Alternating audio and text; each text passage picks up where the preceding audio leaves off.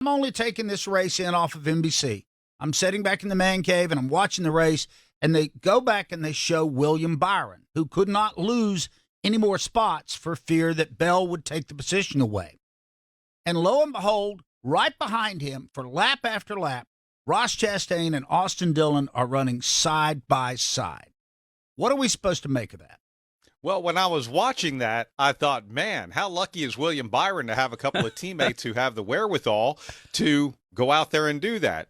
And then we get to post-race and we start hearing in-car audio, or I should say radio transmissions, because this was between teams and spotters, I think, what we heard, and was basically Austin Dillon's team saying, well, does the one team know the deal? Yes, they know the deal. They know what's going on.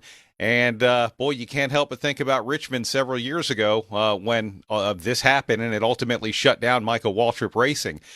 That's race manipulation. It happened a couple of years ago at the Roval with Stewart Haas Racing, if you remember, with Cole Custer, being told to give up a position.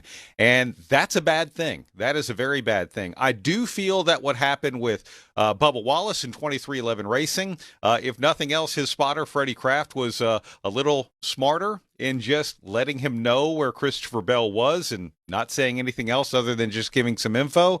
But NASCAR did hold Bubba Wallace's car after that race, after he gave up essentially 10 spots on the racetrack or so to let Christopher Bell pass him. So this is going to be a big deal this week, and it's not a good thing, and it doesn't look good for NASCAR. No, it doesn't. I think it's a terrible look for the sport. Lee, your take on it. You were at Martinsville lap after lap, and it was painfully obvious that Austin Dillon and or Ross Chastain could have easily gotten around William Byron. So they were not racing at 100%. They're racing to stay.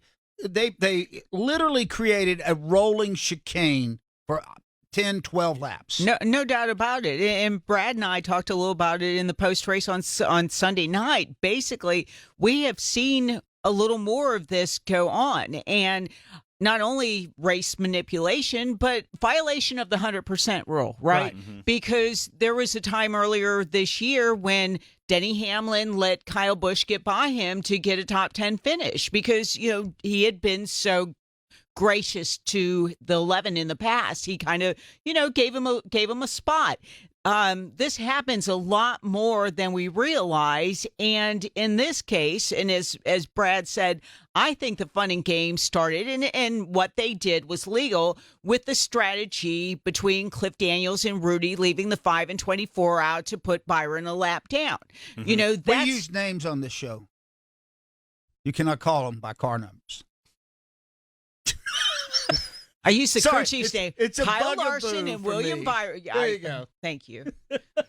But to Lee's point, that was a strategy call, and that's perfectly legit to say, hey, we've got an opportunity to pin him a lap down. We don't have to pin. They don't want to go up against a guy who won at Phoenix in the spring and won at Loudon, a track, and even though those were rainy conditions, and I don't know that we got a full test of who really was the best there, but you don't want the guy that won at Phoenix in the spring and Loudon, a track that is so similar to Phoenix, being in your championship 4.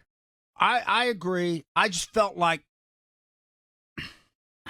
I've always said if you want fair, you pay $5 and you go see the sheeps and pigs. But there was an element of unfairness, Lee, to me, of what Chastain and Dillon were doing. Chastain was so fast. Yeah, Chastain could have easily gone up and gained 5 or 6 more spots. Yeah. But they elected to stay there and run side by side, and Brad used the word manipulate the outcome of the race. It's clear. It's clear. I don't know that it could be any more obvious than what happened there.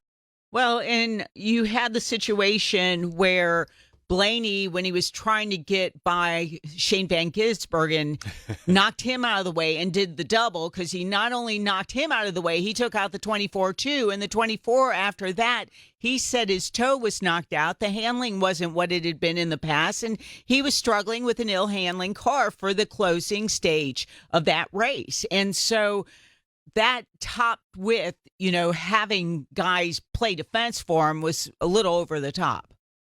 Brad, do we just let this go on and act like it didn't happen? No. I think there should be 3 teams right now.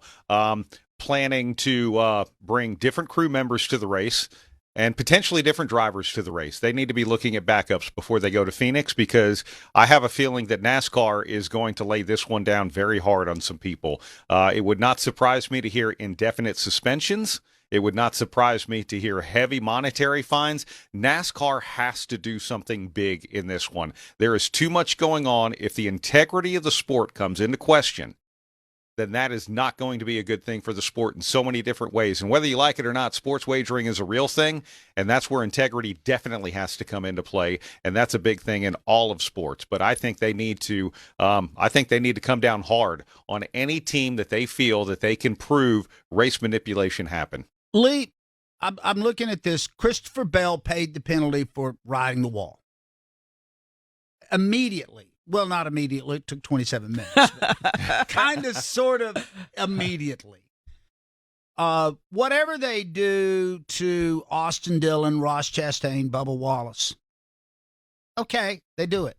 They did not pay a price up there, and that doesn't help Christopher Bell now. Because if they're not back there blocking, the whole thing about riding the wall it would have never been necessary, because I think Bell would have easily have been in. I think he was because desperate. Byron would have been falling back even further. Bell would have just been able to cruise on. Yeah, what he did was wrong. It was a mistake. He deserved to be penalized. But I feel like even if Brad's right and they bring the hammer down on these other teams, so what? Here's my question for you, too. Would we be discussing this on Monday morning had there been a situation where there was like a Beulah ball buster up in the control tower that told them, when they started seeing the machinations of this begin, to knock it off? You know, had there been a Billy Jr., or Mike Helton, a David Hoots that just put the hammer down and said, knock it off now? Yeah, David Hoots would have.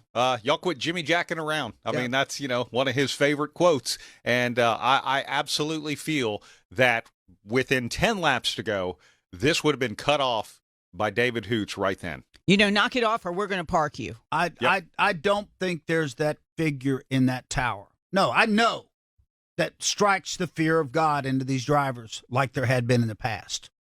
And as Brad and you alluded to, David Hoots was the longtime guy up there. He made calls you didn't question him. Before that, it might have been Billy Jr. and other people in that role. I really like Elton Sawyer. I think he's a great intellect. I think he understands it very well. I don't know that he scares anybody. Is that fair? I like the guy. I like him a lot. I talk to him about every race week. But I don't know that you. What did you call him? Some kind of nut buster or something? Beulah ball buster from Porky's. Oh, from Porky's? Oh, my gosh. That goes back. Oh, wow.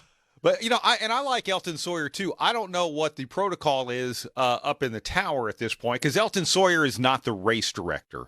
He is the EVP of competition. Right. Now, as that, could he tap the race director on the shoulder and tell him, hey, you guys cut that out? Or tell them to, cut that out there. I'm not sure exactly how that goes, but I think there needs to be a lot of reevaluation in the way the race is directed.